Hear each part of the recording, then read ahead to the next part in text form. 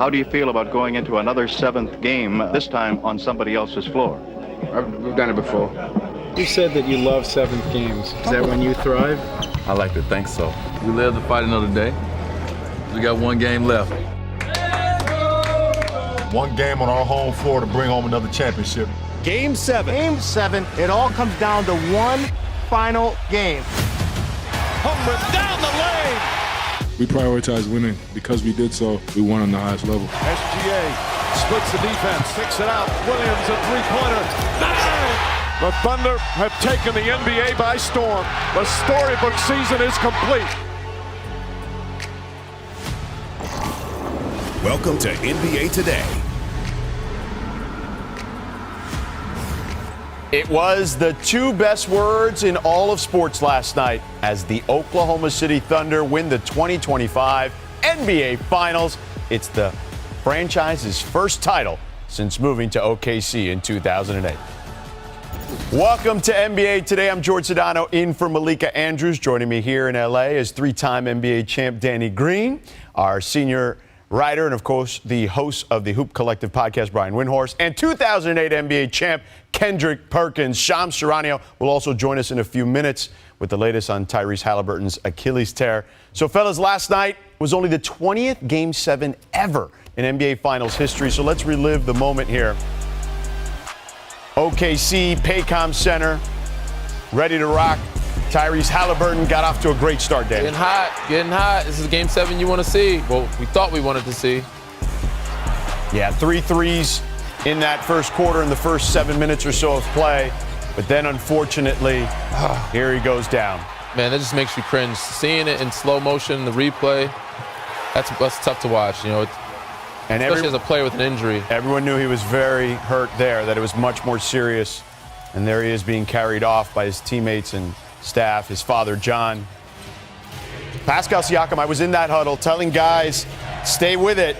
Don't force it. Play our game. And they did that, certainly. Nembhard with the big three before the end of the half.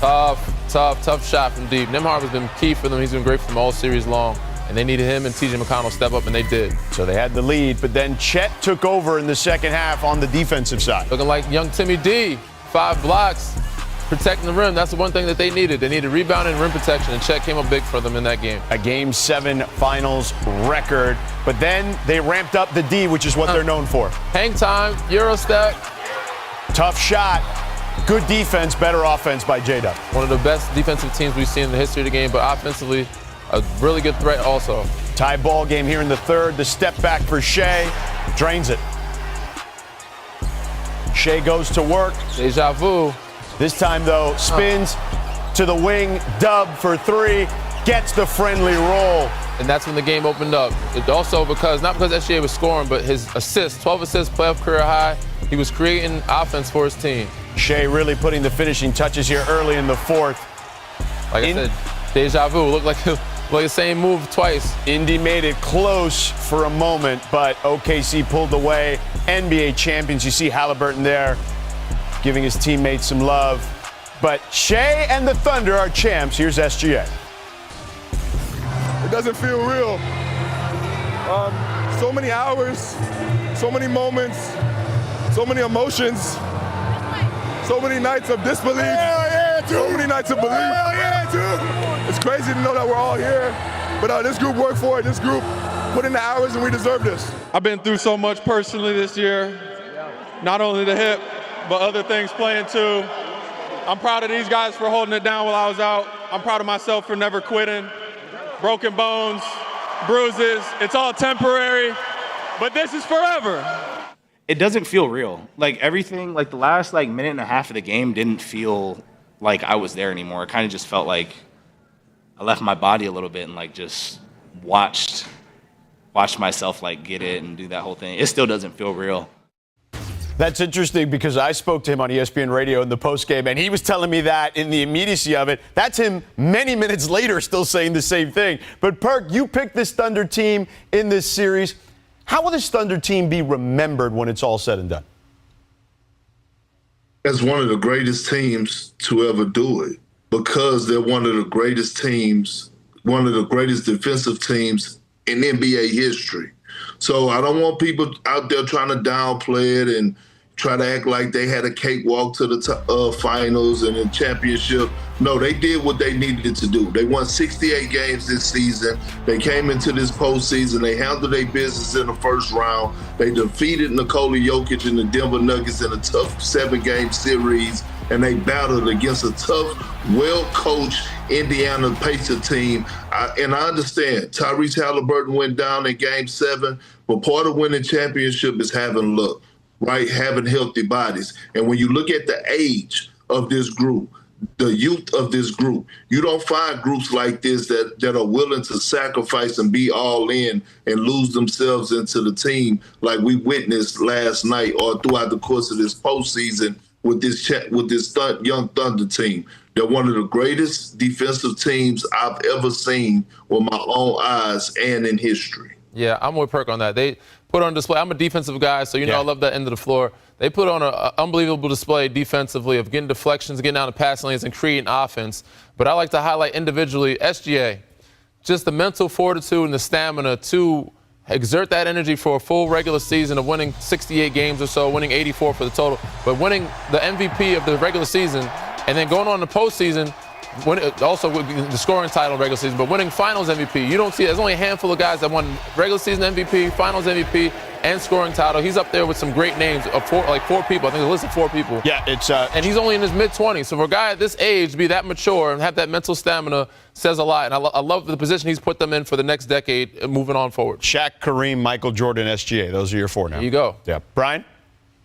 Guys, this team checked all the boxes. They had all-stars. They had all guys on all defensive team.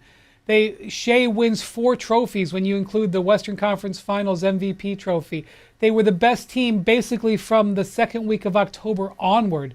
They faced adversity in the postseason. They were down twice in Series 2-1, playing Game 4 on the road, down the fourth quarter of both games, come back and win that. They get to great play from the supporting cast. They get great defense. They had great transition game, great turnovers to points.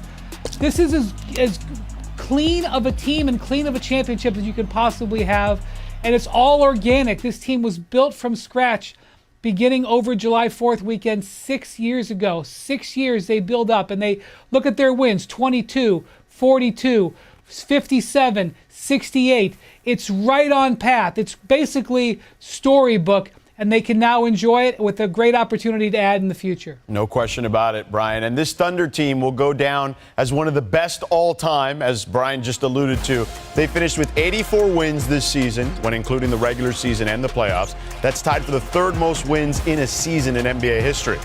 OKC is also the youngest NBA champion, as Perk mentioned, since the 76-77 Bill Walton-led Blazers, and the 2nd youngest in the shot clock era to win it all. So the Thunder, they could be even better next season with all 15 roster players under team control, plus 2 more first-round picks to keep adding to this title-worthy young core. That's only in this season, 2 first-round picks. They got plenty more beyond that. An unreal season for OKC.